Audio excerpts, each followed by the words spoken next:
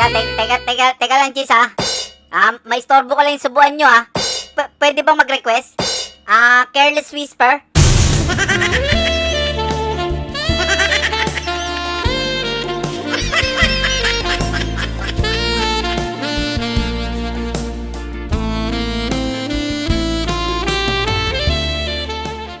Wow.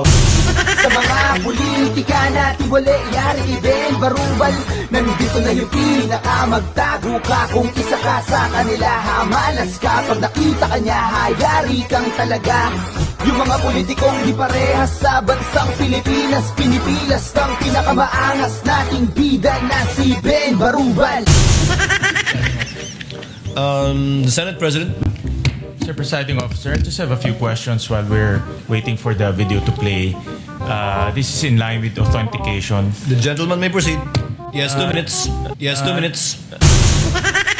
Walang yung Senate President yan. 4 na oras kayo dyan, binigay sa'yo 2 minutes lang. Iniisip kasi ni Escudero, wala kang kwenta dyan. Kung ako sa'yo, Win, umuwi ka na lang.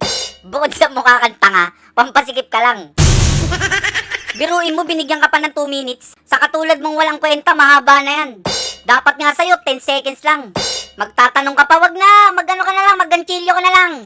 Gawan mo na lang ng baby bib si Luistro para may pansahod ng laway niya dyan. Magtatanong ka pa, sasayangin mo lang oras namin. Buti nga, kinakagat pa namin yung impeachment yung Sarsuela. Kinagat ng vlogger, kinagat ng media. Para yung flood control issue, mabaliwala. Sige, pagbigyan natin sila, kagatin natin yung laro nila. O sige na, mag-ready-ready ka na dyan. Isang tanong lang ha, wag mo na dagdagan. Pagkatapos mo magtanong, umalis ka na dyan. At sa ating ginong testigo, narinig ko kanina ilang beses yung open source investigation. Anong ibig sabihin ng open source investigation? And yung iba-ibang information na yun, how do you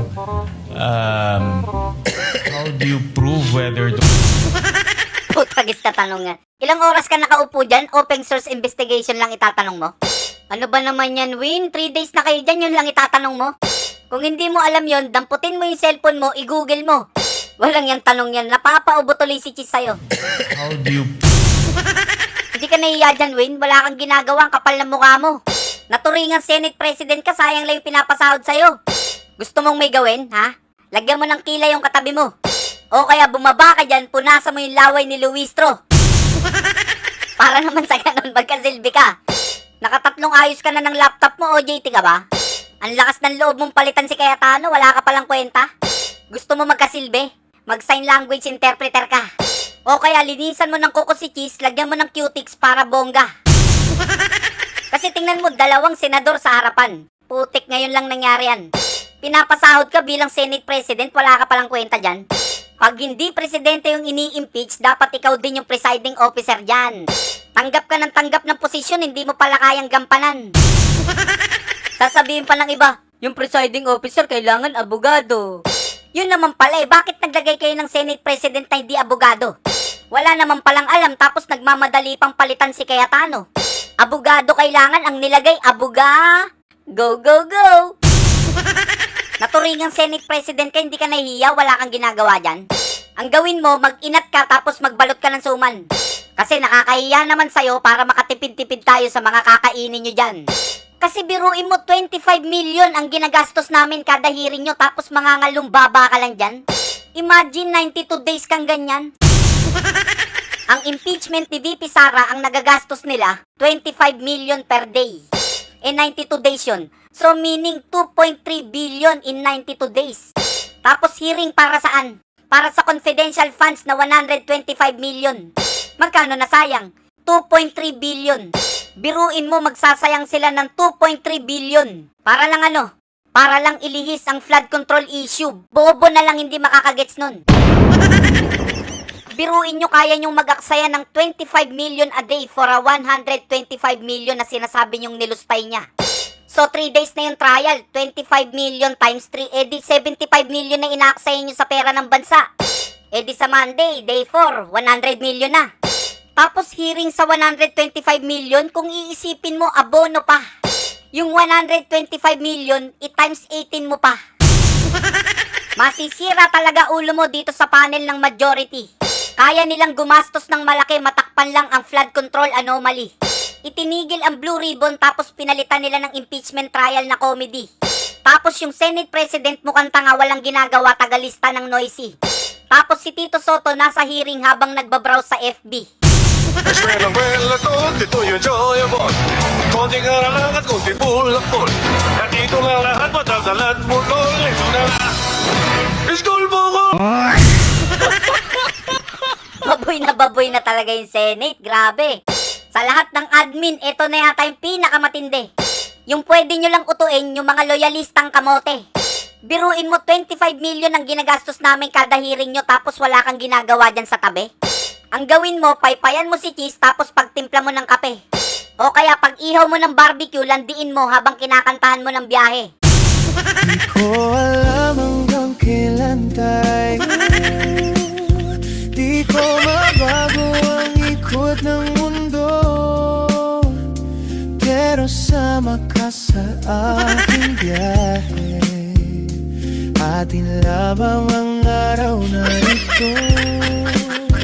Ang buhay ay sinasakyan lang yan. Alam niyo yung Senado? Baboy na talaga. Kinulong si Senator Marcoleta tapos si Escudero absuelto na. Paano nangyari yun? Bumaliktad lang absuelto na? Ano yun? If you can't beat them, join them. So safe ka na. Yung sa isang hudas kaya, kala ko ba hinog na? Tanong natin si Boying. Boying! Kala ko ba yung kay Joel Hudas hinog na? Kaya dumating panahon, mapafile na rin namin yung kay Senator Joel Villanueva.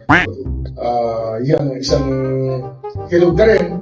Ngunit kinakailangan kasi puliduhin ang Muslim pagkakalahat ng impormasyon at ang ebidensya na kasama. Meanwhile,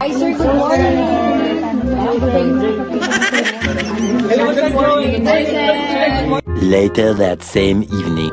Hindi namin tinanggap yung findings ng DOJ kasi nakulangan kami sa case build-up na ginawa ng DOJ, so we had to conduct our own. Sayang, hinog na sana, nahilaw pa. Alam mo, Boying, masyado kang halatang-halata. Kung magluto ka, latang-lata. Pag nasa majority ka, absuelto ka. Pag nasa minority ka, kulong ka. Tapos yung campaign donation, plunder na pala. Walang niya, binago na pala. Hindi lang Senado binaboy nyo, pati channel ko binaboy nyo. Nakatanggap ako ng maraming comment dito. Sa lahat daw ng video ko, eto lang yung nakakadiri, yung kay Luistro. Sa tagal-tagal kong nagbablog, ngayon lang ako nagkaroon ng nakakadiring video. Di nyo napapansin, bumabagyo kada hinihinto nyo yung Blue Ribbon. Saka bumaba agad, miski konting ambon. Kung kailan tag-ulan, saka nyo hinihinto yung Blue Ribbon. Tignan nyo yung ilog, mukha ng kalsada sa lakas ng alon. Ben, baliktad Ben. Tingnan mo yung kalsada, mukha ng alon sa lakas ng ilog. Ang nais ko talagang malaman, paano ba tayo umabot sa ganito? Paano nga ba? Ikaw ang presidente, hindi mo alam kung bakit tayo nagkaganito? Di ba ikaw pumirma ng GAA? Sabi mo may 5,500 flood control na natapos. Yung pala wala. Tapos sa top 15 contractors mo, ang nakulong lang isang diskaya. Iisa na nga lang yung nakulong nakapagpiyansa pa. Tapos magtatanong ka kung bakit tayo umabot sa ganito? Teka, tatanong natin kay Tatay Digong bakit umabot tayo sa ganito. Makinig ka para malaman mo. Tatay Digong, tinatanong netong loko-loko na to, bakit daw tayo umabot sa ganito? May drug addict tayo na presidente. Bangag. Yeah. Are you ready, guys? This song is dedicated to Bongen.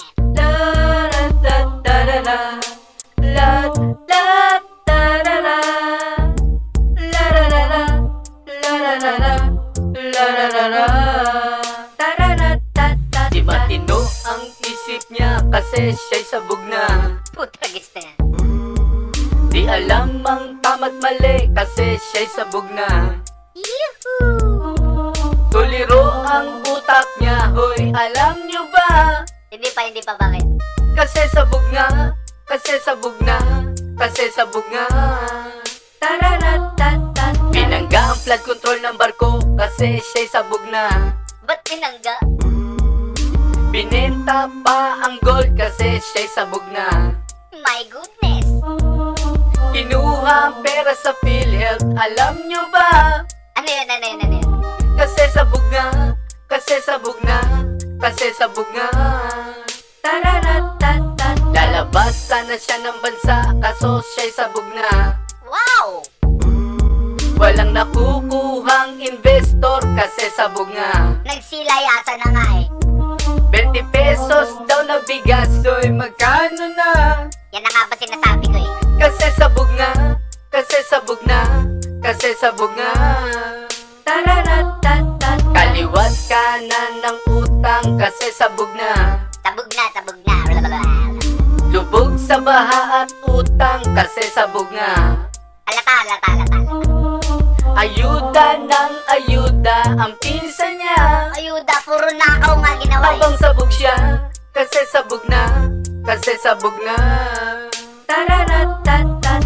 Bulol ang amo nyo kasi siya'y sabog nga. Ah, kaya pala bulol na tabingi. Kinakain ng salita kasi siya'y sabog na. Blablabla. Pati mga kriminal, hoy, absuelto na. Yan na nga ba sinasabi ko eh. Kasi sabog na, kasi sabog na, kasi sabog na. Tararatatat. Nakalaya si Dilima habang sabog siya. Sabog talaga. Nakalaya din si Kerwin kasi sabog na. Talaga naman. Si Napoles nakalabas, oy, alam nyo ba? Oh, nakalabas? Habang sabog nga, kasi sabog na, kasi sabog nga. Tararatatat. Tapang-tapangan pa sa media kasi sabog na. Nagpamilya pa. Lalabanan daw ang China habang sabog siya. Lintik na yan. Eh dito nga kay Sara, takot na siya. Oo nga. Kasi sabog nga, kasi sabog na, kasi sabog nga. Tararatatat. Sa katerba ang binudol kasi sabog nga. Ang dami talaga. Nagpabudol naman ako, di ko alam sabog siya. Yun lang. Nagsisisi tuloy lahat to, inang ina. Hoy, wag ka magbura. Kasi sabog nga, kasi sabog na, kasi sabog nga.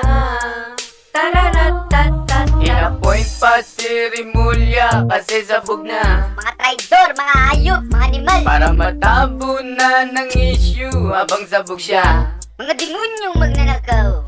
Gusto niyang iligtas si Pinsan, alam niyo na.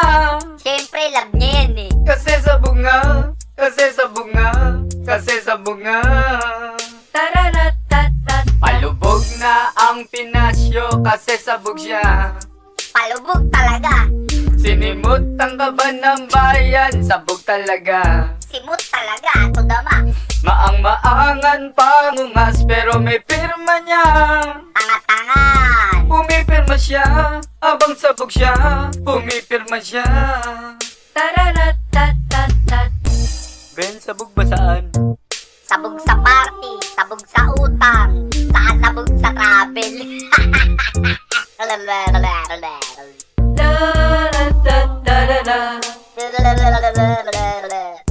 Pababu natin dito, bababangit.